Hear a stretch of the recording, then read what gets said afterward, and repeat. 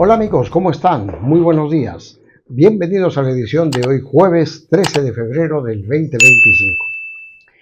Lo que les voy a narrar les va a caer como chicharrón de cebo, especialmente al sur peruano. Y vamos a hablar y vamos a discutir, porque qué clase de elementos antinacionales tenemos en el sur peruano. Llámese Cusco, llámese Puno, llámese Arequipa. Pero esto va a ir más adelante. Con razón, en las redes sociales y cuando me escriben, hacen los comentarios, hay algunas personas que destilan cólera hacia mí porque hablo mucho, dice, de Bolivia. Ahora entiendo por qué. Esos que me cuestionan el hecho de que hable del país sureño es porque habían estado coludidos con el izquierdismo boliviano y habían estado permitiendo que agentes bolivianos intenten implementar el partido Movimiento al Socialismo en Cusco, al extremo que habían pedido que un activista del evismo sea cónsul en el Cusco. Más adelante voy a detallar este tema, pero esa es la razón por la cual algunos sureños del Perú me cuestionan. Veo ahí cuando me hacen los comentarios, negligentes por cierto. En cambio veo gente boliviana que me escribe y me dice, ¿cómo no quisiéramos tener periodistas de vuestra talla aquí en el sur? Lo tienen. El asunto es que están medio aplastados por esta dictadura oprobiosa del movimiento al socialismo que ha terminado destruyendo vuestra estructura jurídica, vuestra estructura económica, vuestra estructura social. Todo ha sido destruido en Bolivia por el masismo. El movimiento al socialismo, instrumento político para la soberanía del pueblo. ¿Soberanía? Estamos hablando sandeces. A ver, pero vamos a ver qué está pasando. El Tribunal Departamental de Justicia de Tarija finalmente le bajó el dedo a Evo Morales. Ha rechazado el último argumento que tenía, la apelación de Evo para que no vaya a juicio, para que se paralice todo, para que no lo aprendan o no lo detengan, según sea el caso. Han confirmado su condición de rebeldía, no le han aceptado la apelación y es la orden confirmada para su aprehensión inmediata. Entre otras cosas, dice, el recurso de apelación debió presentarlo Evo en persona, no ha venido, ¿no? Luego de la rebeldía viene la aprehensión, esta aprehensión queda firme, porque hay una falta de legitimidad procesal. No se ha aparecido y no se va a aparecer el tipo porque es cobarde para estas cosas, ¿no? Y entonces, a renglón seguido, tiene otro sorbo amargo. He escuchado las declaraciones que ha hecho un vocal que pertenece al Tribunal Supremo Electoral. Ojo, no es cualquier persona. Tawichi son los apellidos de este caballero. Y ha dicho, lo vamos a esperar a Evo Morales, va a venir con toda su mancha, claro que sí, lo vamos a esperar, porque está anunciando que va a salir con 100,000 de Chapare. Ha ironizado, pueden venir, lo vamos a esperar con una hermosa respuesta de inhabilitación. Lo ha dicho claramente el vocal.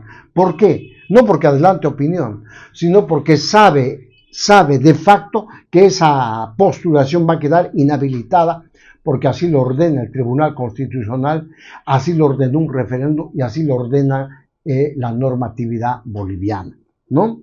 Así que Tawichi ha dicho, lo vamos a esperar con una hermosa frase, dice, inhabilitado. Pero ha salido inmediatamente un tan Wilfredo Chávez, de esos mastines que tiene Evo Morales, ¿no? Y lo ha calificado de payaso al vocal, pero lo ha amenazado. Le ha dicho, Tawichi, nos vamos a encontrar en la calle. ¿Qué van a ordenar con él? ¿Su linchamiento? ¿Contratarán a un sicario venezolano? Como acaban de matar a un ex parlamentario peruano en la capital de la República. Es impresionante todo esto, ¿no? Pero bueno, se le van acabando los plazos, las balas y las municiones a este Evo Morales, que no ha tenido mayor criterio que ser un tonto utilitario de Cuba y de Venezuela, del castrismo y del chavismo, para implementar ese modelo en América Latina. Voy a volver porque tengo que hablar mucho sobre Cusco y la región sur. A ver, he estado buscando información y mi equipo técnico también, no somos muchos, pero somos machos, dice, hemos logrado importante material. Y entonces uno se pone a pensar y dice, ¿qué cosa han hecho con este pueblo llamado Bolivia? ¿Realmente qué es lo que han hecho? ¿A dónde han llegado? No puede ser que hayan destruido esta pobre nación. Digo pobre nación porque claro que en verdad la han destruido. A ver, la Asamblea Constituyente que redactó la actual Constitución de la República Plurinacional de Bolivia se instaló el 6 de agosto del 2006 en Sucre. ¿Y sabe dónde quedó instalada esa Asamblea Constituyente? En un cuartel. Sí. Estuvo conformada por 255 asambleístas. Ahora les explico la composición, ¿ya? Se encontraban representantes de diversas organizaciones sociales. O sea, lo mismo que se planteó aquí en el Perú. Yo me acuerdo de Cerrón, ¿no? Decía, vamos a armar una asamblea constituyente, donde el 30% va a ser elegido en las urnas. Ahí, y el otro 30% serán por las organizaciones sociales y sindicales, llámese GTP, llámese FDTC, llámese Construcción Civil, etc. Y 40% por las organizaciones campesinas y grupos étnicos del país. Querían replicar lo que han hecho en Bolivia. Miren, representantes de diversas organizaciones sociales, pueblos indígenas, partidos políticos, sectores de la sociedad civil. Habían algunos elementos interesantes, ¿no es cierto? Silvia Lazarte, por ejemplo, una líder quechua y exdirigente cocalera, presidenta de la Asamblea, Silvia Lazarte. Ahorita van a escuchar sus palabras, ¿no? Habían entre los asambleístas, por ejemplo, Rebeca Delgado, abogada y ex magistrada, presidió la Comisión de Justicia, pero no pudo implementar criterios coherentes porque era aplastada por la mayoría indígena que estaba en esa Asamblea Constituyente. Bueno, la composición de esta Asamblea fue tan diversa, han incluido profesionales de distintas áreas, líderes indígenas, que fue la mayoría, sindicales y representantes de movimientos sociales. ¿Pueden ustedes creer, amigos, todo esto? Les doy la composición para que vean ustedes cómo andaba. Solo integrantes del movimiento al socialismo eran 137. Poder Democrático y Social, Podemos, 60. Unidad Nacional, 8. Autonomía para Bolivia, 3. O sea, teníamos más o menos 210 representantes de los partidos políticos. Pero la asamblea era de 550. ¿Cómo lograron a 550? Traiga líder sindical, traiga un indígena, traiga un cocalero. Y llenaron esto. Sí, claro que sí. Y entonces, ahí pueden ustedes observar a una señora llamada, ya les dije el nombre, quien presidió la instalación de la Asamblea Constituyente, como dicen, entre fusiles y violencias. El MAS instaló la sesión en un cuartel. Vean ustedes esas imágenes. En querer llevar y llegar a la conclusión de la Asamblea Constituyente y a redactar la Carta Magna de la Constitución Política del Estado. Quizás nunca pensábamos ni en sueños llegar a estos ambientes tal como nos están criticando, y antes que vengamos también empezaron a criticar, pero no importa. ¿Han escuchado a Silvia Lazarte? Esa señora, me imagino que es una honorable ama de casa, porque no creo que tenga estudios en derecho, que sepa algo de redactar una carta magna, el principal instrumento político de un país. ¿La han escuchado? Esa es la Asamblea Plurinacional de Bolivia.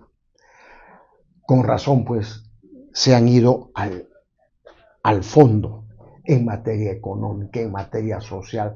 ¿no? Ahora los indígenas, los mal llamados indígenas, para mí no hay un solo indígena, todos son bolivianos y punto. Aquí también tenemos minorías étnicas, pero no andamos con esas guachaferías, ¿no?, de comunidades ancestrales. Pretenden ello, pero acá no vamos a tolerar estas cosas.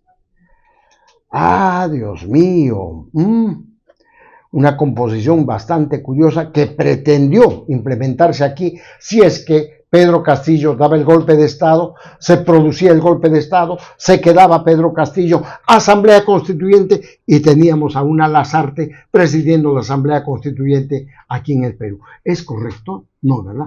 Pero lo que les voy a contar y que ha sucedido en Cusco ya raya lo indignante y avergüenza a todo buen cusqueño. Regreso.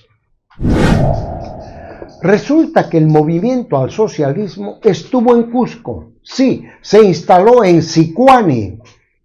Sicuani, digamos, es la tercera ciudad en importancia en materia poblacional. Primero está Cusco, luego está la provincia de la Convención con Quillabamba a la cabeza, luego está la provincia de Canchis con Sicuani. Con razón, estos radicaloides, ¿no?, cuando se produce la caída de Pedro Castillo y se genera todo el caos en el sur peruano, estos fueron tromes en una situación, obstruyendo, obstaculizando el paso a través del puente Arturo. El puente Arturo está en la Panamericana Sur, pero también desde ese puente se deriva hacia Yauri para llegar a Arequipa o a llegar a Puno. Es un lugar estratégico. Ahí se juntaron y no bloqueaban con piedras, trajeron cargadores frontales y volquetes para llenar de tierra todo eso. Ahora entiendo por qué. Resulta que el MAS se había instalado en el Cusco, en Sicuani, ¿ya? Y había estado ahí en Sicuani un tipo llamado Cecilio Máximo Ilazaca Quispe, hombre de entera confianza de Evo Morales Ayma, boliviano. Por eso es que le envían una carta a Castillo. ¿Quién le envía? Evo Morales, y le dice: por favor, ten la bondad de nombrar cónsul de Bolivia en Cusco a este Cecilio Máximo Ilazaca Quispe. Y nombraron a una representante sicuaneña, canchina, como del movimiento al socialismo, capítulo Cusco Canchis. ¿Quién era esta tipa? Isabel Ata o Ara, Ata Condori. O sea, este Cecilio Máximo Cecilio Ilazaca Quispe quería hacer las veces en Cusco de lo que hace el Gallo Zamora, embajador cubano en Lima, y que ayudó a generar todo el clima de violencia, pero no fueron capaces de expulsarlo del país. Hasta ahora está allí. Y ojo, el otro representante del movimiento al socialismo tiene que ver mucho con la Federación Agraria Revolucionaria Tupac Amaru del Cusco, un señor Amílcar Huamán de la FARTAC. Le pregunto yo al señor Antolín Huáscar, es mi amigo Antolín, lo conozco, me escribe relativamente con cierta periodicidad. ¿Es cierto esto, Antolín? Que el representante de Cusco o en Cusco del MAS era este Amílcar Huamán. Creo que me debes una explicación sobre el tema. Miren de lo que habían estado los del MAS durante la presencia de Castillo en el poder. ¿Se acuerdan cuando estuvieron chupando allí en la capital de la República en un restaurante, se llama La Costanera 700? Su especialidad es el famoso chita a la sal, es un plato en base a sal. Y salieron borrachos de allí. La prensa los cogió: señor, ¿qué están haciendo acá? Estamos celebrando el triunfo. La casaquita con la que andaba Evo Morales parece que se la prestó a Pedro Castillo, porque el día de su juramentación aparece con su sombrero, todo ridículo, y esa casaquita. Dios mío. Y saben que hay otro tipo, bien interesante, Félix Cárdenas, que había sido el ministro loco de Bolivia. Había sido, escuchen este nombre y muérense de la risa. Había sido viceministro de descolonización. ¿A qué se refieren con descolonización? Siguen pensando en esa estructura vieja, arcaica de la izquierda, de decir: somos un país semicolonial. Otros decían, no, somos un país neocolonial. Y más allá otro radical gritaba, no, somos un país con una semicolonia, pero neofeudales. Estupideces de la izquierda. Félix Cárdenas, ¿no? Dice que hay que impulsar la diplomacia de los pueblos, que es distinta a la diplomacia colonial de los países. Ah, Dios mío, pero ahora me doy cuenta de algo más grave. Evo Morales había metido 800 operadores, pero todos estos pagados por el Grupo de Puebla, México. ¿Ah? O sea, un títere de las disposiciones de Cuba y Venezuela es Evo Morales.